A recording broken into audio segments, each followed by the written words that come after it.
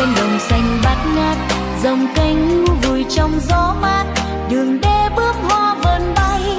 Em yêu cánh diều xa xa, yêu lũy tre với con trâu già.